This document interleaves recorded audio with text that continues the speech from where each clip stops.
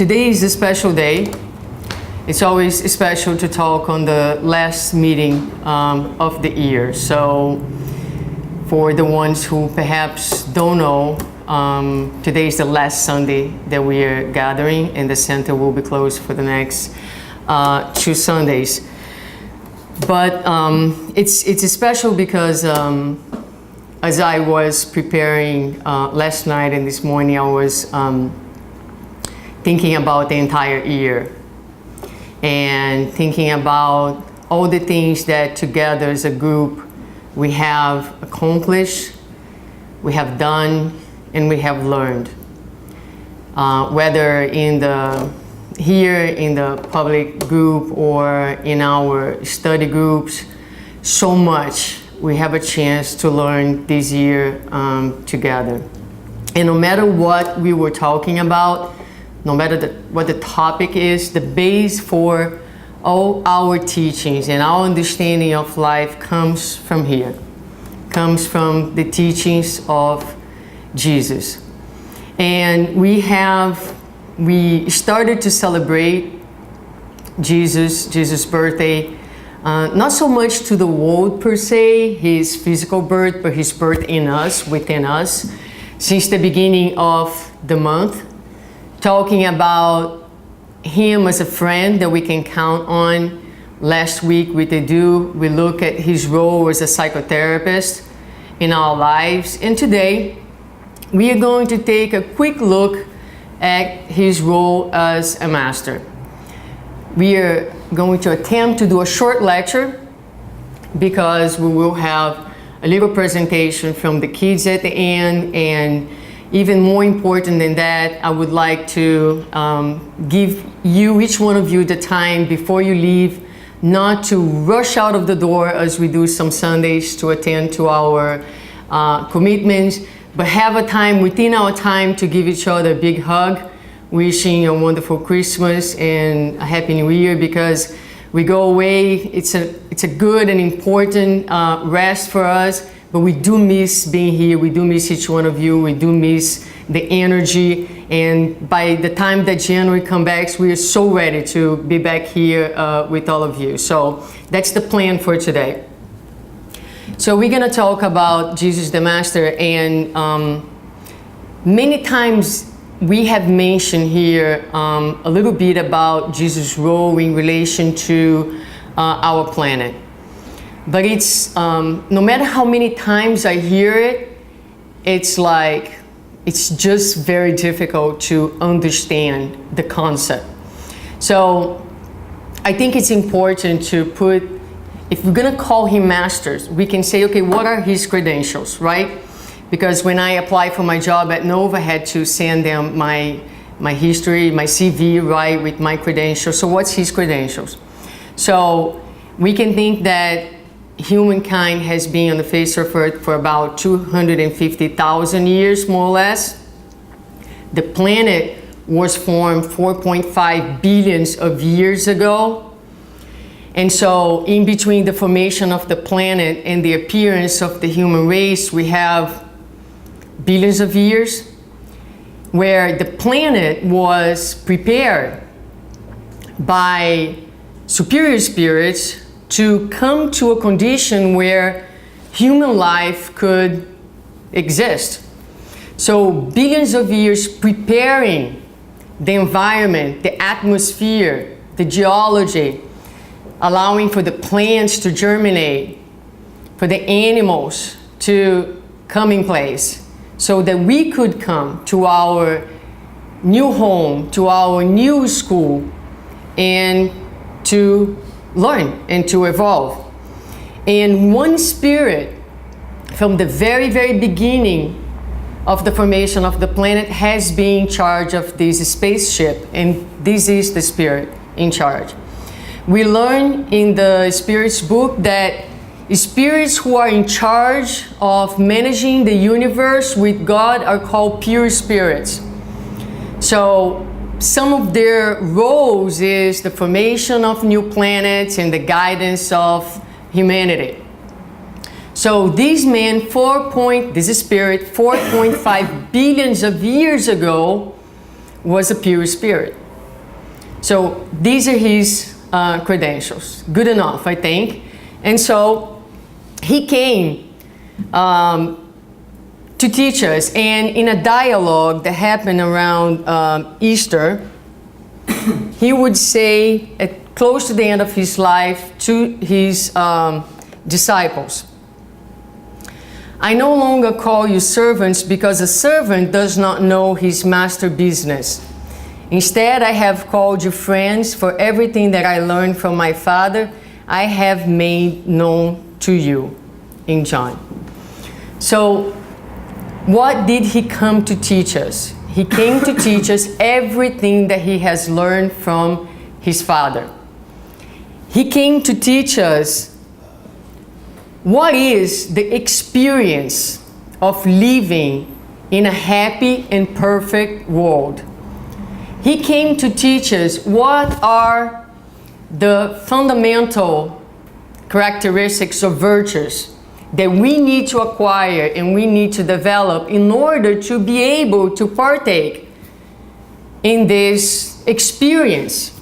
So what Jesus did is he came to tell us about his own experience, to share with us his own experience as a pure spirit and what it takes to get there. And he left us a workbook. He left us the gospel. And the gospel, it's not simply a prayer book or a religious book.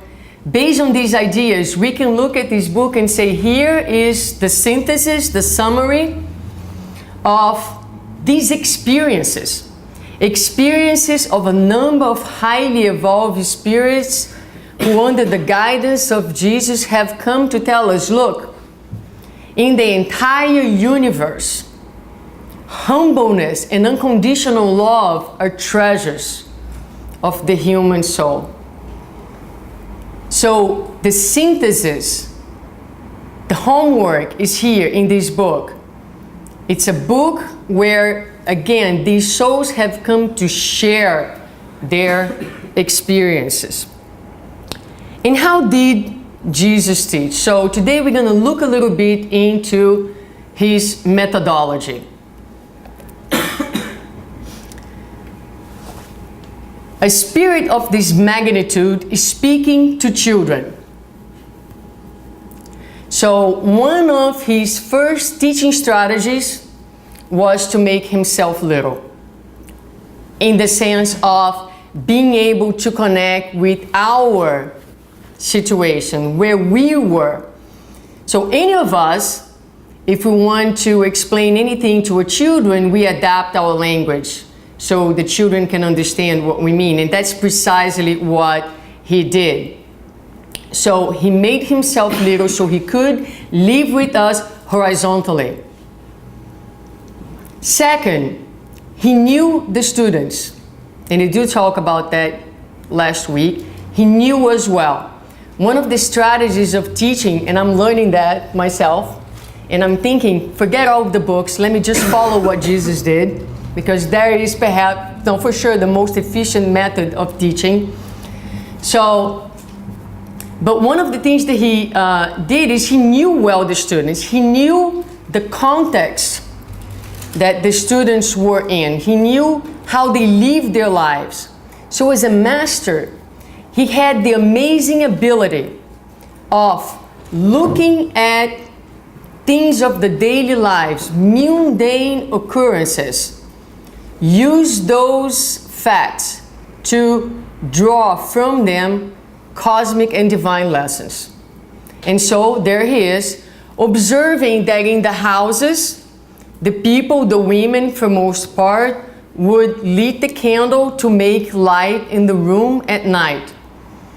And in observing this very simple, mundane fact, he will come up with this divine teaching by saying, neither do people light a lamp and put it under a bowl. Instead, they put it on its stand and it gives light to everyone in the house. And by that, he was trying to teach us that we should not hide the light. as for examples the church and the religious people throughout times have done, kept the light for themselves in order to keep also the power of knowledge for themselves and keep the crowds in a state of ignorance. So, a very profound teaching that came from the observation of something that was so common in the daily lives of the people of the time.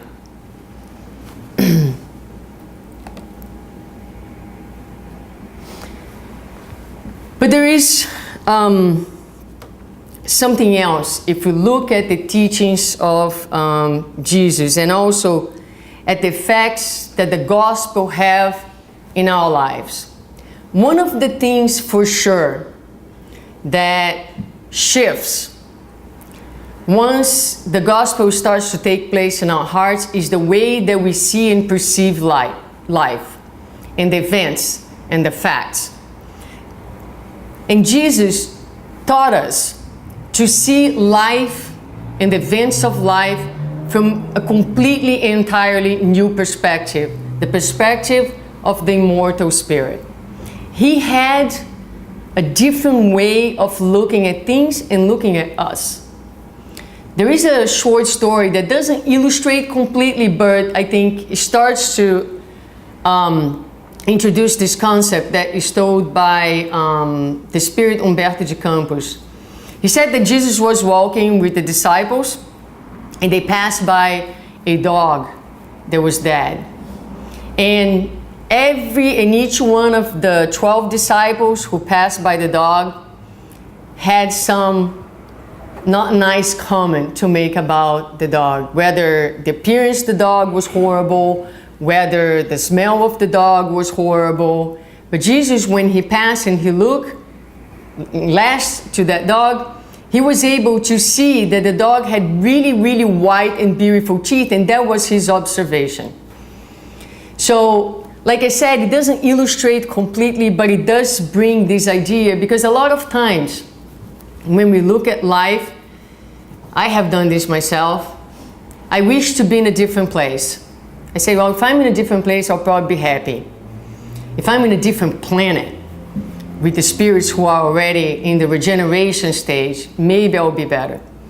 And what Jesus come to teach us is the problems are not outside of us, are not in life, but it's in the way that we are looking and approaching life and the events of life. It's our way of looking, our way of perceiving. And if we're able to shift our perception based on our knowledge and understanding of life, based on the knowledge and understanding of immortality, because he built his gospel based on his strength, his faith is founded on the principle of immortality. He never lost touch with the fact that he was an immortal being. We lose touch moment to moment with our own immortality. And as we lose touch with the essence of who we are, then things feel chaotic in our lives. We have a sense that we are losing control. So he taught us from the perspective of the immortal being, and that created an entire shift on our perception, including the perception of failure. Because a lot of times in our daily lives, things are going to happen. And from the material perspective, our interpretation is going to be, I'm failing. It didn't go right. And yet, from the spiritual perspective, a lot of times there is so much learning, there is so much growth, there is so much opportunity that we a lot of times fail to see, fail to understand, because again, we miss our eyes, our look are not the look that he had of life and that he tried to teach us, the look of the immortal spirit.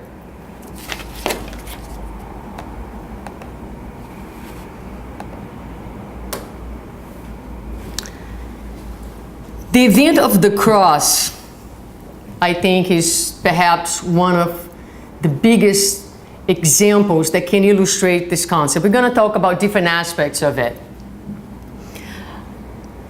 For many people at the time, and perhaps many people today, nowadays, when they look at Christ on the cross, the idea that we have, the immediate association that we have is of defeat.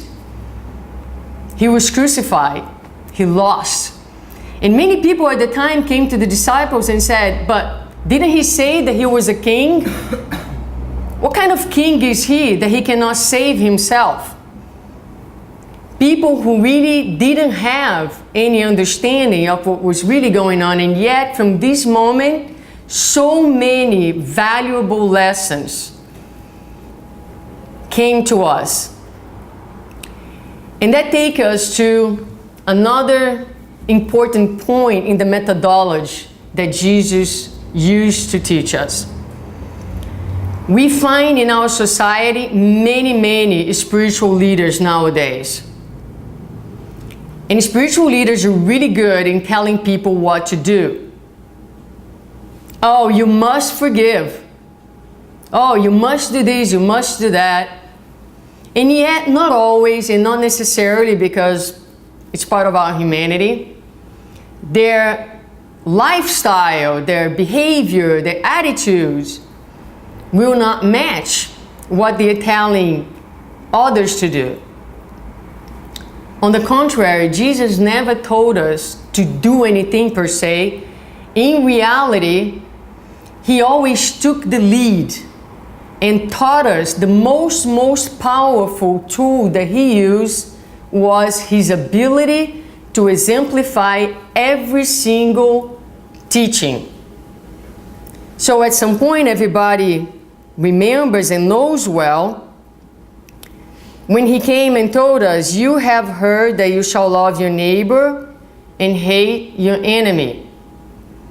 But I say to you, love your enemies. Bless those who curse you. Do good to those who persecute you, that you may be sons of our Father in heaven. For he makes his sun rise on the evil and on the good, and sends rain to the just and to the unjust. So he said that. And at the cross, he gave the biggest example of his own teaching. Because when the soldiers came to take him to be judged and to be crucified, Peter tried to defend him. And there is a dialogue where Jesus says to him, and I'm just making a little bit more mundane words here, what do you think? I cannot, if I really want, I couldn't save myself? Sure he could.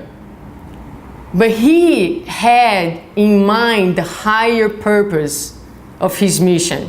This was necessary. It was necessary because at this moment, so many important and essential lessons he would leave to us. The lesson of the immortality with the resurrection a few days later. And here, from the top of the cross, when he was experienced the maximum of human suffering through sarcasm of the enemies, through abandonment of his friends, through persecution, hostility, physical aggression, torture. He had the strength from the top of the cross to say what? Father, forgive them, because they do not know what they are doing. And there, my friends, is where lies the strength of the teachings of Jesus. And that is precisely what makes him the master. Different than anyone. His life is a living example, a living testimony of every single of his teachings. And a lot of times and in a lot of religions, this moment is interpreted as a sacrifice that Jesus did to humanity. And yet, when we think about his life and we think about his grandiosity, one other important teaching that he leaves to us is the teaching of renouncement. As he, a pure spirit, gave up temporarily the realms of bliss where he lived to be with us, to teach us. Undergoing all kinds of sufferings and difficulties, not because he needed for educational purposes as we do from time to time, but purely out of love for us. And that is an important lesson, because that's something that's for us. And if you are in our conference in March, we are going to address that. The ability to renounce the things of this world in order to find the essence in us. So we have a faith. We say, no, I believe, I want. The difficulty, one of the reasons why it's so difficult to renounce is we don't even know what comes after.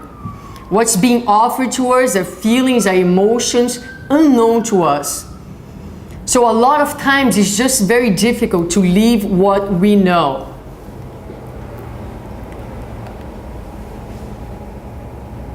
But he came to teach us that. So he's our master, and if we would summarize some of the methods that he used to teach us, we would say that, again, he who is much bigger than our minds can really conceive, made himself little. He spoke to us in a language that was accessible to us, that we could understand, and most importantly, he taught us by example. When he was talking to one of his disciples, the disciple was very worried because he wanted to increase the number of people who would be following. He wanted to have more followers. And Jesus said to him that his gospel, his message was not a message for the numbers. Because the majority of the people, he said, was still traveling through the roads of illusion and still seeking happiness in the wrong sources. His happiness, his message, he said, was for people who are now tired of the same sensations and are seeking something different. And are seeking something that they realize the world cannot give them. They are seeking to drink a different type of water. And so it's a very difficult message. It's not for everyone. And a lot of people will call themselves Christians but are not ready for the sacrifices and for the renunciation that comes with this option. But I assure you, even though I myself cannot speak of such feelings and emotions yet, because very much like you, I'm trying to discover what they are, right?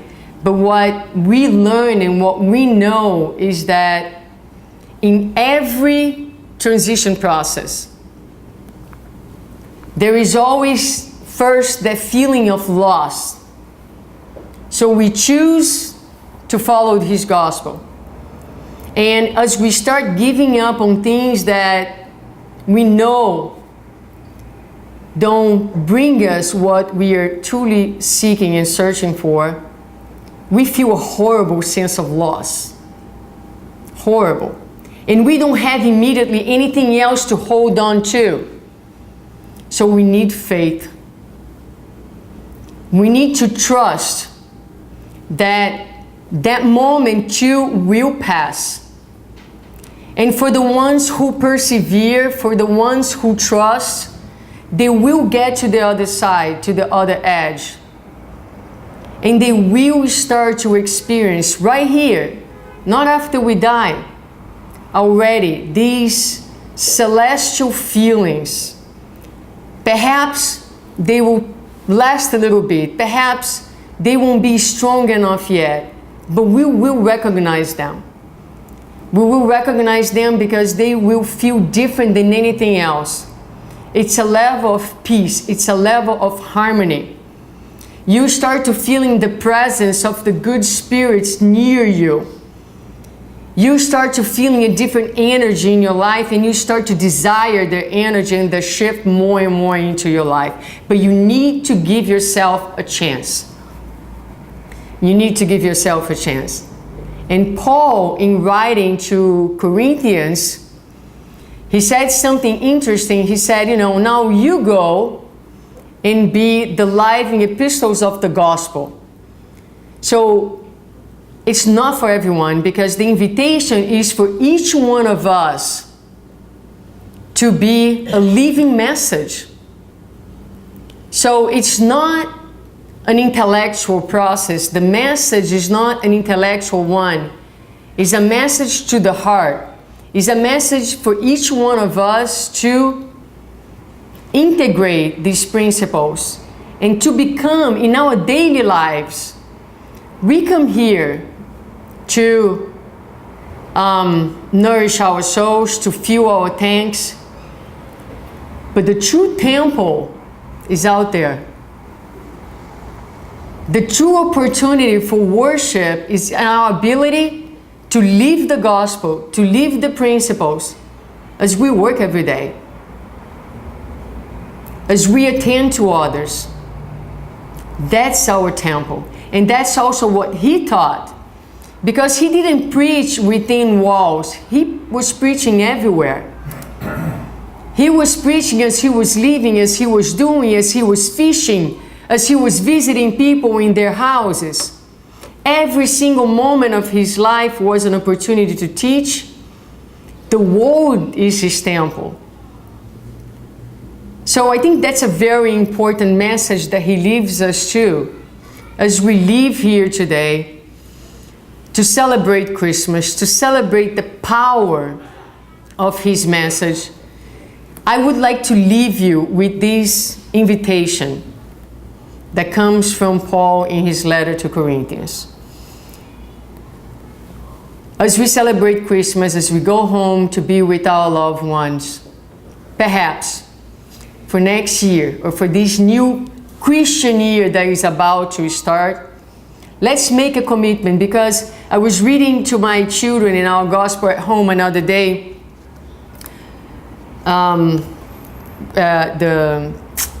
what's the name of the book? The Lord's Prayer, the book by Mei Mei. And we are explaining to them, how can we praise God? Ways in which we can praise God. How do we praise God? Where is the religious aspect of what we do?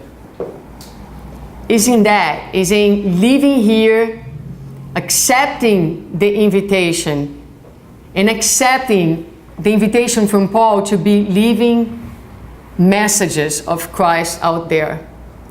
That's the way in which we will express and manifest our religiosity. The religious aspect of Spiritism is a relational aspect. Is to take the message and bring to our relationships, and each time in our daily lives and in our relationships, we can look at someone with mercifulness. We can be good towards someone else. We are living the message, and we are doing like him. We're praising the Father for everything that he has taught you. Thank you.